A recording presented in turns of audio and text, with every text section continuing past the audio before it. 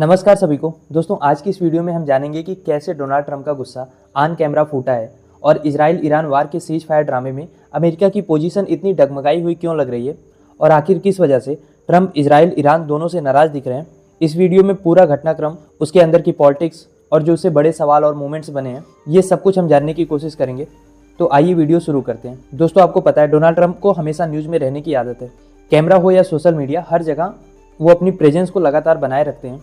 पर इस बार जिस तरीके से डोनाल्ड ट्रंप का गुस्सा फूटा है, वो भी कैमरे के सामने बिना किसी फिल्टर के, ये बता रहा है कि इस समय अमेरिका के प्रेसिडेंट कितने फ्रस्ट्रेटेड है। क्योंकि पिछले 24 घंटे में ईरान ने 4 अलग अलग देशों में अमेरिका के एयरबेस पे अटैक किया। इस हमले के बाद ट्रंप ने अचानक से ऐलान किया कि सीज फायर हो गया और ये कहा कि दोनों देश शांति चाहते हैं, दोनों उनके पास गए थे। अब आप सोच के देखो, ईरान अमेरिका के एयरबेस पे हमला करने के बाद अमेरिका के पास जाएगा ये कहने कि भैया अब हम सीज फायर चाहते हैं। मतलब मुझे लग रहा है कभी कभी कि ट्रंप पता नहीं मेंटली स्टेबल हैं भी या नहीं, क्योंकि ये कुछ भी बोल रहे हैं। वहीं ईरान ने ऐसा कोई ऑफिशियल कंफर्मेशन नहीं दिया है कि उसने यूएस से सीज फायर की बात की है। अब ये सब तो चल ही रहा था अंदर, जो बाहर निकल के आया है वो है ट्रंप का गुस्सा। उन्होंने कैमरे पे ऐसी भाषा यूज की जिसको ऑन एयर बिना बीप के चलाया भी नहीं जा सकता। अब आप सोच के देखो, जो खुद को दुनिया का सबसे बड़ा बॉस मानता है वो पब्लिकली इतना ज़्यादा आउट ऑफ कंट्रोल हो रहा है, और उसका रीजन सिंपल है कि ये लोग ईरान का कुछ खास बिगाड़ नहीं पाए। तो ट्रंप ने गुस्से में इजराइल, ईरान और यहाँ तक कि नेतन्याहू को भी टारगेट किया। इंटरव्यू के दौरान ट्रंप ने इजराइल का नाम लिए बिना उनके डिसीजन पर सवाल उठाए और काफ़ी सारी तीखी बातें भी उनको कही। पूरा सीन ये था कि ट्रंप कभी प्लीज़ प्लीज़ कर रहे हैं, तो कभी भगवान से अमेरिका, इजराइल, ईरान सबके लिए दुआ मांग रहे हैं। गजब का देश है अमेरिका, जिनके ऊपर बम गिराता है उनके लिए दुआएं भी मांग रहा है। तो मोदी जी सही कहते हैं कि हिपोक्रेसी की भी सीमा होती है। ऐसा लग रहा है कि जैसे व्हाइट हाउस में ट्रंप खुद ही बहुत ज़्यादा कंफ्यूज हैं, कभी थैंक यू बोल रहे हैं तो कभी गुस्से में गाली दे रहे हैं। यहाँ तक कि उन्होंने इजराइल को डांटते हुए लहजे में कहा कि इजराइल ईरान पर अब अटैक नहीं करेगा, इजराइल अपने सारे प्लेन्स वापस ले लें, कोई नुकसान नहीं होगा, सीज फायर लागू है। लेकिन इधर ट्रंप सीज फायर चिल्ला रहे थे, इसके कुछ ही घंटे बाद दोनों देशों ने एक दूसरे पर हमला फिर से शुरू कर दिया। ईरान ने मिसाइल अटैक किया जिसमें इजराइल के सिविलियंस मारे गए, और इजराइल ने भी अपने फाइटर जेट्स भेजे और ईरान पे अटैक किया।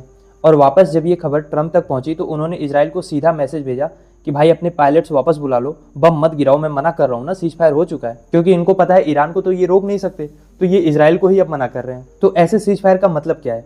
जहाँ अमेरिका सीज कर रहा है और ईरान और इजराइल एक दूसरे के ऊपर फायर कर रहे हैं। जानते हैं हकीकत क्या है? जंग अब कोई नहीं चाहता, ना ईरान, ना इजराइल और ना ही अमेरिका, क्योंकि सबने अपनी क्षमताएं आजमा ली हैं। बस बात यह है कि लास्ट ब्लो किसका होगा। लड़ाई इस बात की है, और सीज फायर भी इसी वजह से नहीं हो पा रहा है, क्योंकि जो लास्ट अटैक करेगा वही तो अपनी पब्लिक को दिखा पाएगा कि देखो हम जीत गए हैं। तो इस कोशिश में इजराइल भी नहीं रुक रहा है और ईरान भी नहीं रुक रहा है।